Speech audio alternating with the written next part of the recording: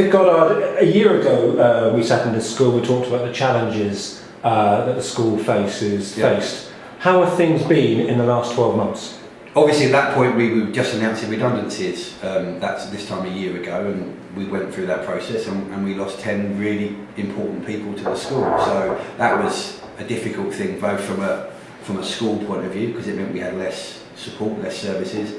Also personally, there were some of the staff that left school have been here over 20 years, and that's tough to do. But we've been through that process, and we needed to keep the books balanced. I think 12 months later we're in a worse position financially. The prospects of us moving forward are tougher than they've ever been.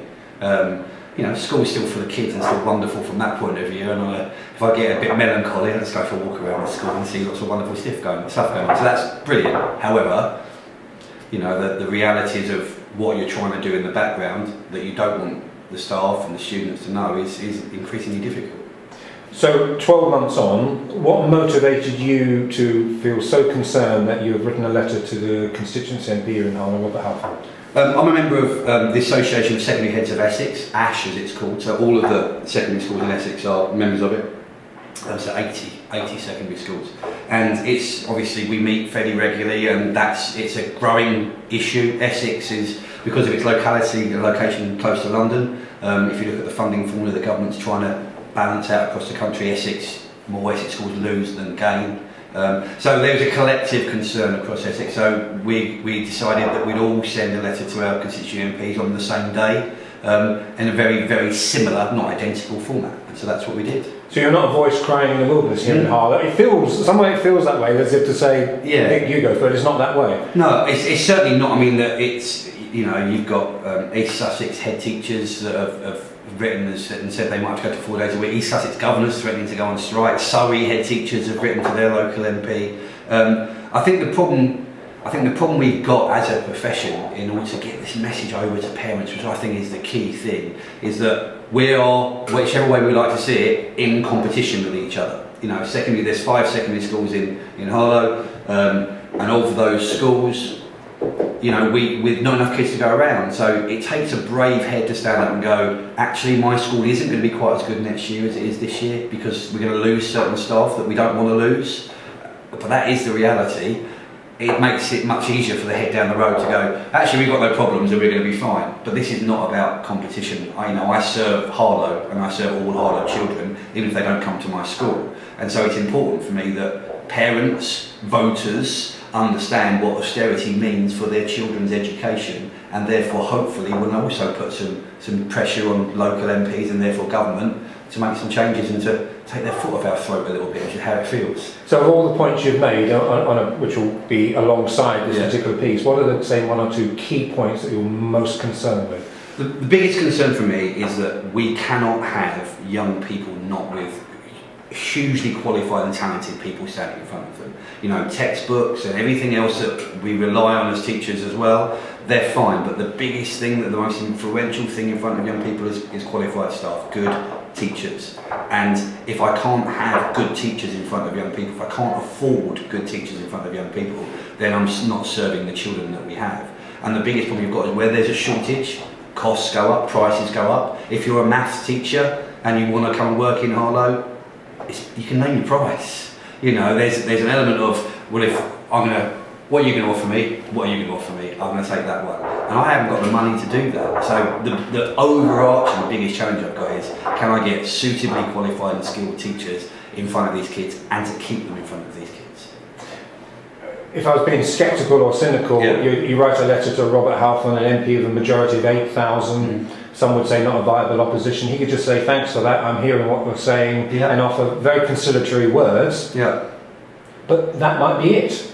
I've got a really good relationship with Rob and have done for years. He's as a constituent MP comes, if I need him to be here, if I need some support, he's always offered that. So I know that Robert wants the same as I want. He wants Harlow to be better than it was today, than it was yesterday, and so on. He will know that if we are telling him this and doing it in such a formal way, that we've got concerns, and therefore Robert will have concerns. What Robert can do, I don't know. As an individual, probably about as much as I could do about it. However, collectively, if MPs are hearing the same thing across the country, which is definitely building, then there's the pressure on government to keep their party together will mean there has to, you can tell me I'm an absolute, dreamer, but there has to be a time where they go, okay, we've got to do this differently. If all these paid professionals who've been doing the job 25, 26 years are saying these kids are not going to get the best education because we haven't got the money, they have a moral purpose as well as anything else to make sure they do something about that.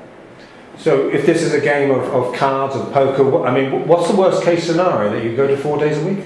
I mean, that's an awful case scenario, yeah, but there comes a point, I've been very honest with my governors here. Governors are vital because they're both community and external from the community. And I've said there'll come a point, we're going to lose 2.9% of our budgeted funding from when it comes in, which is about £181,000. I can't save that money. I can save that money, of course. On paper, I can save that money and say this is how we do it, and I'll have to do that at some point, and I'll have to give that to my governing body and say this is how we save the money. But I will also tell them, I made it very clear that I won't make those cuts because children will be less safe, children will be more poorly educated, and as a head teacher who's committed to education and has been throughout my whole professional life, I'm not going to do that. And therefore, the governor's going to have a tough choice, and that's part of being a governor. We have to do this bit. If you're not willing to do it, then the inevitable consequence of that is that I'm talking myself out of the job.